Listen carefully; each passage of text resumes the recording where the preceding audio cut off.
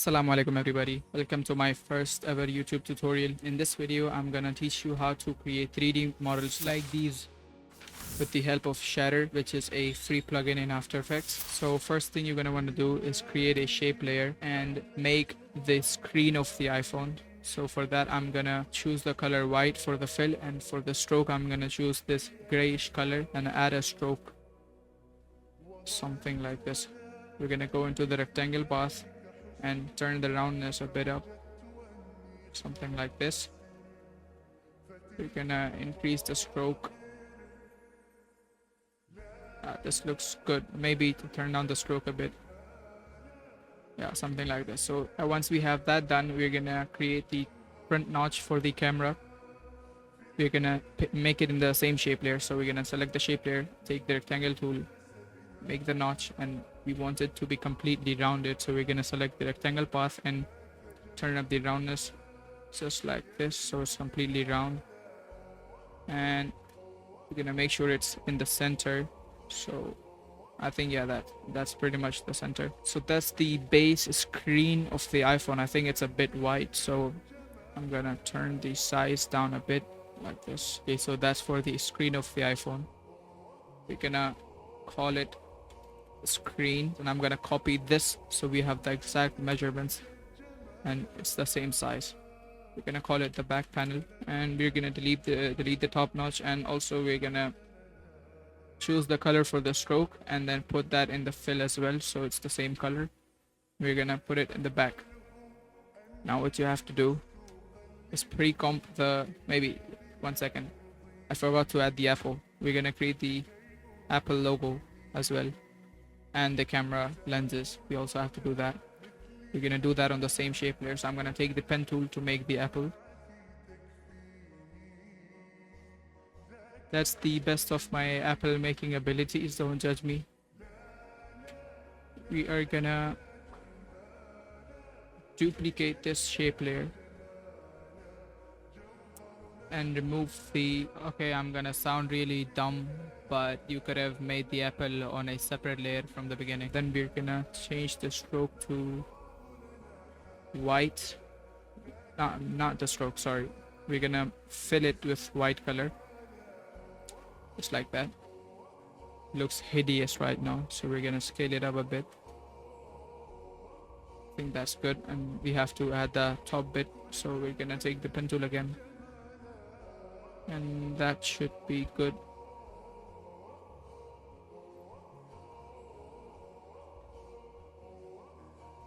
So that's our apple, and we have to make the camera lenses, so we're gonna take another shape layer.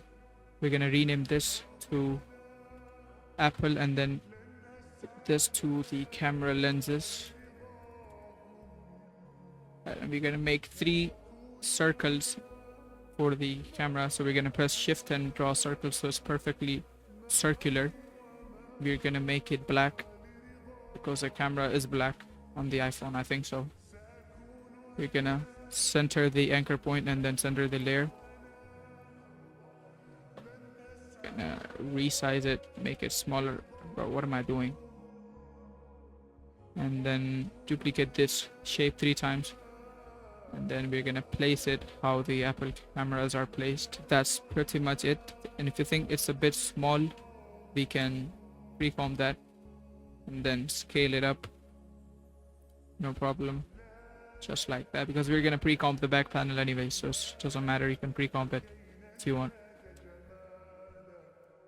Gonna scale it up even a bit more.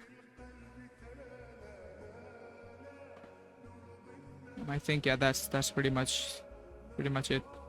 We're gonna scale up the Apple logo as well.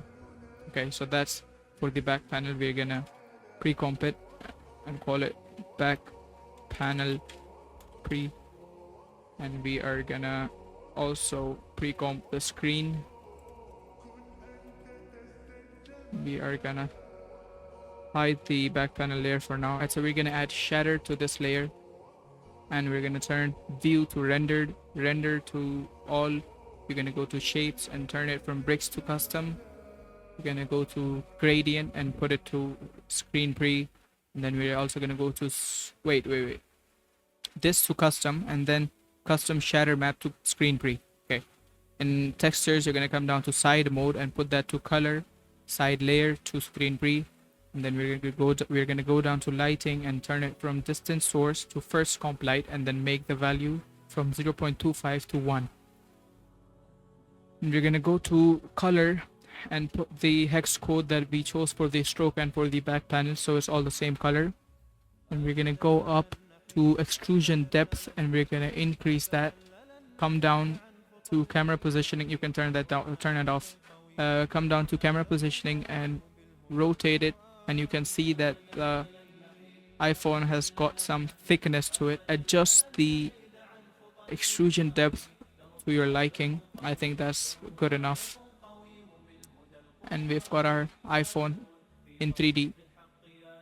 We're gonna change this, and for the back panel we're gonna go to back mode, layer, select this, the back panel that we created. We're gonna select that, and once we turn it around, you can see that we have our back panel in position. It's basically inverted. Okay, to fix that, we're gonna go into the pre comp, and we're gonna pre comp it again. We're gonna hit scale and put a minus in the beginning so it's inverted there. Once it's inverted in the pre-comp, it's gonna be inverted the other way around, and it's gonna look how it's supposed to look like. And once that's done, we can see there's gaps in the, we can scale it up. We're gonna hit the link button again so it all moves together. We're gonna scale it up a bit so it fits perfectly, and there's no gaps in the back panel. As you can see, if you think the camera is going a bit out of sight, what we can do is position it down a bit. I think that should be good. You can move that accordingly. You know how it works. It's basic stuff. You can probably go in and change the, you can probably move the lenses a bit down if you want to do that. You can do that as well, and that's gonna fix it. And just like that, our iPhone is done. And yeah, it's basically all 3D. Just for the sake of this tutorial, I'm gonna add icons on the screen. Once we have that sorted, what we can do is, now the main part is, we want it to be under the bezel or the notch, the camera notch and the bezels. So what we have to do is we're gonna duplicate the screen layer. We're gonna go to the rectangle first, where we have the white fill, and then we're gonna turn off the I button for the fill. So that way we just have the stroke and the notch and not the screen. And we're gonna put it under the top layer. We're can call it bezels and notch. Yeah, that should work. Now what we have to do is turn the I button on, and we can click on transpose layer, preserve underlying transparency. What it's gonna do is it's gonna cut off the edges like that. We're gonna scale it up so it fits the screen.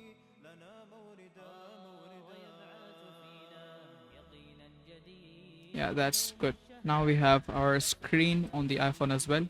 One thing I forgot to mention we can do to add a bit more depth and to separate the side layers from the back panel is we can darken the color just like that, so it adds a bit more depth and makes it look a bit more 3D. Alright, so for the key we're gonna need a basic key PNG. You can find that on Google. I already have one, so I'm gonna import that, and here's the key. And just like the iPhone, we're gonna firstly pre-comp the image. I'm gonna name it main key, and just like the iPhone again, we're gonna add shatter to it, rendered all, custom main key, and then into gradient also main key. Sorry, didn't mean to do that. And on the side mode, we're gonna again select color, and we're gonna select main key. First comp light in the lighting, turn that to 1, and then we're gonna choose the same color for the key, and then we're just gonna basically darken it from there. And now once you rotate the key, it's basically gonna be 3D. It's a bit lighter, so I'm gonna darken the color even more. Something like this is better. Now you can see our key is in 3D, and now we can increase the amount of the extrusion depth, and it's gonna make it thicker. according to what we put that value to. And if you want to add a gradient on the side mode or the side layer instead of a solid color, what we can do is we can put that to none and that to layer. We are gonna create a solid layer, don't worry about the color, and then we're gonna add a gradient ramp to it. I'm gonna choose basically this color and black color. Yeah, that's the colors I'm gonna pick. Maybe let's make it a bit more yellowish. Let's make it yellow. Alright, I'm gonna hide the layer. We're gonna go to our main layer, and for side mode put that to layer and the side layer to the solid that we just created, and then turn this from source to effects and masks. And now as you can see, the colors are being applied here, and as we change the gradient, we can see that it changes the gradient on the key. You can play around with the gradient and find whatever works for you. You can even use a 4-color gradient to add multiple gradients. It's really just trial and error, so you can like play around with it as much as you want and make cool combinations.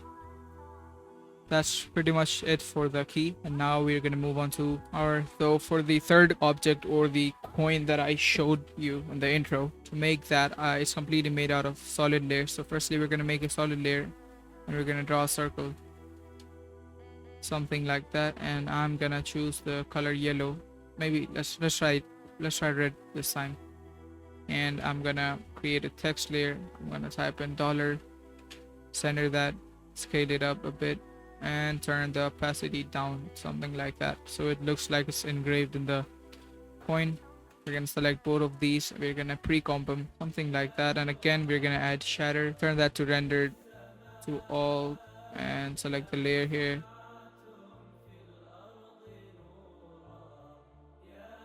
Alright, as you can see, this is how you make the coin. So yeah, that's it for the coin. It's pretty simple stuff. You just need to get the hang of it, and you can do some pretty fun stuff with it. And yeah, that's pretty much it. If you liked the video, be sure to drop a like and subscribe to the channel. And if you have any questions regarding this tutorial, you can comment down below and I will reply to as many people as I can. And yeah, make sure to also turn on the notification bell, because I will be posting more tutorials, and I'll also post a in-depth camera 3D guide.